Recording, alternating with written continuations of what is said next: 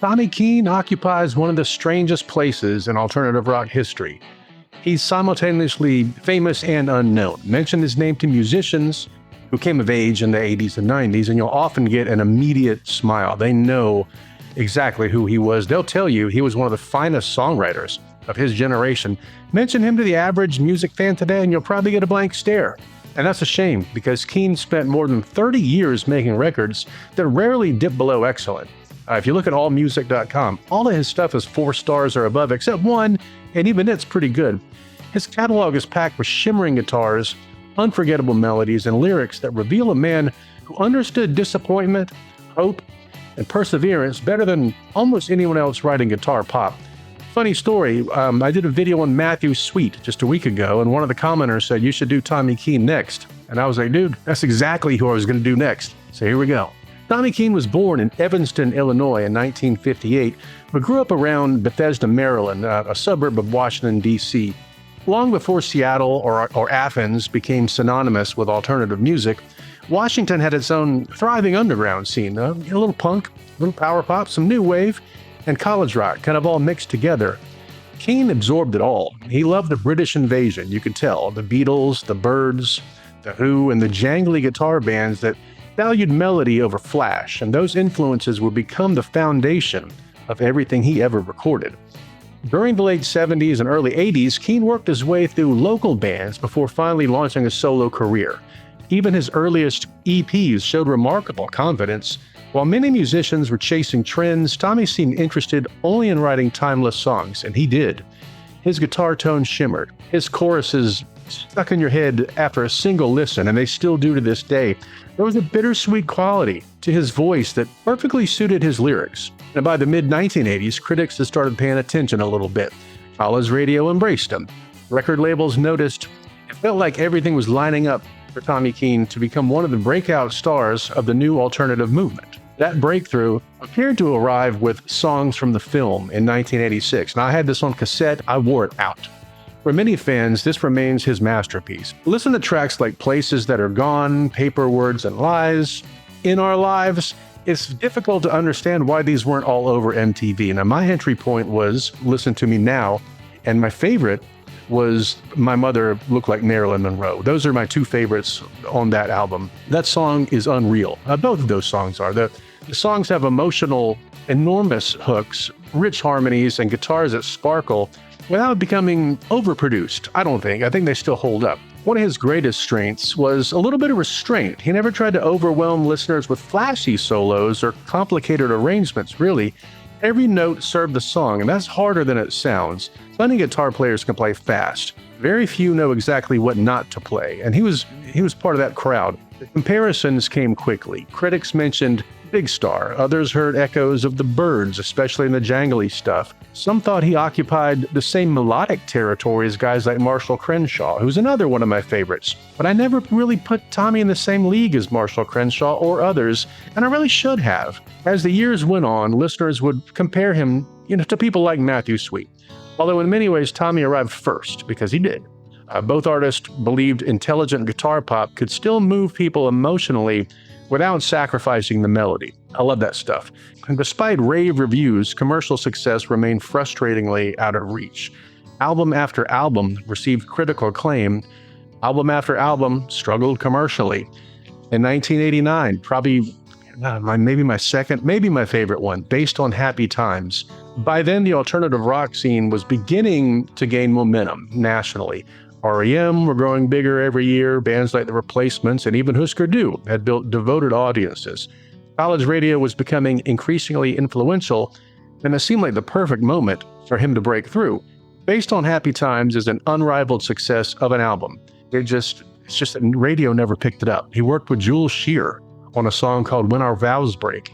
That song is superior in every way, and sounds like the best of both Tommy Keene and Jules Shear. It's probably on every mixtape I ever made for a girl I had a crush on. That's just one of those songs. But despite the greatness of that album, history just had other plans. In the early 1990s, it changed everything because we had grunge show up with Nirvana and Pearl Jam and Soundgarden and all that, and they were fine, and it completely altered what major labels wanted. Suddenly, the polished, melodic guitar pop that Tommy Keene excelled at fell out of step with the industry's new priorities. And ironically, many of those musicians admired the very songwriting tradition that Keene represented, but commercial attention, it just shifted almost overnight. And rather than chasing trends, Tommy just stayed true to himself, which I really appreciated. That's one of the most admirable aspects of his career. He never tried to become something he wasn't. His records continued emphasizing melody, layered guitars, thoughtful songwriting. In retrospect, that consistency may be the one big reason his catalog has aged so gracefully. You could listen to any of his records today, they all sound fresh. Throughout the 90s, he continued releasing outstanding albums that rewarded dedicated listeners. And while the audience wasn't enormous, it was intensely loyal. I know this for a fact. Fans often describe discovering Tommy Keene almost like finding a secret they couldn't wait to share. I mean, his stuff was great. One fascinating chapter came when Tommy joined Paul Westerberg's touring band.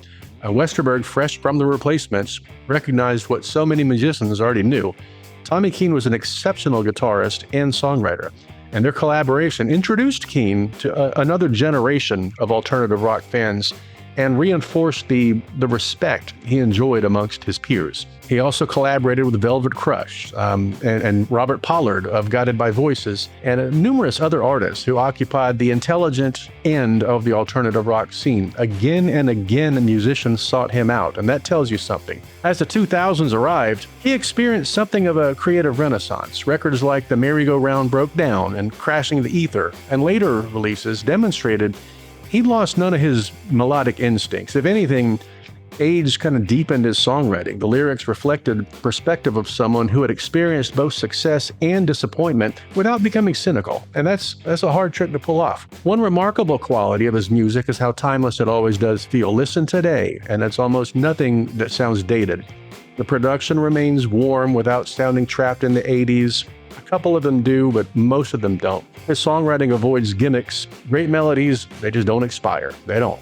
And it's impossible to discuss Tommy Keene without mentioning his guitar playing. While he wasn't usually celebrated as a guitar hero, he possessed exceptional taste. His tone drew from the jangle of maybe Roger McGuinn from the Byrds, Pete Townshend's Power, and all that mixed together just made for a very compelling product.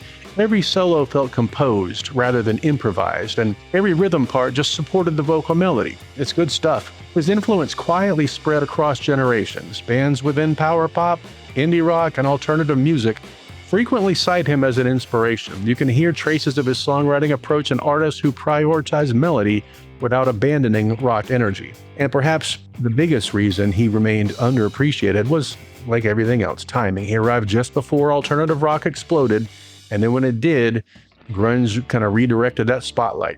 Had songs from the film appeared 3 or 4 years later, or perhaps several years earlier, the story might have unfolded very differently. But maybe that's part of his appeal. His music never became overplayed. Fans discovered it naturally, often through recommendations from friends or, people you ran into in a record store. There's a special satisfaction in uncovering an artist who somehow escaped the mainstream attention despite creating consistently outstanding work. It's sad in one way, but it's impressive sort of in another. He continued recording and performing until his sudden and awful passing in 2017 at the age of only 59. His death shocked the alternative music community. Tributes poured in from fellow musicians, critics and fans who understood exactly what had been lost. While he never really achieved superstar status, his legacy amongst songwriters remained enormous. If you've never heard him before, Songs from the Film is the obvious starting point. From there, I'd go based on Happy Times, probably Isolation Party, and then just keep on going. They're all great. Few musicians have such a consistently good catalog. And one thing that always stood out to me, it was his optimism. Even his melancholy songs rarely felt hopeless. There's always a sense that another day is coming, and that's part of what makes his music so comforting. He understood disappointment, but he also believed in resilience. And looking back today, he represented something increasingly rare, a career built almost entirely around integrity. He followed the songs instead of the marketplace. He kept writing, kept recording, kept touring just because he loved making music. In an era where success is often measured by streams and chart positions and such, he reminds us that influence sometimes matters far more than fame alone. Fun fact, Tommy Keene was part of the LGBT community, and I never even knew. All those years I followed him. Not that it matters, but I found it fun that it took me this long to find that out. A commenter on a previous video actually turned me onto that fact, and I thank him for that.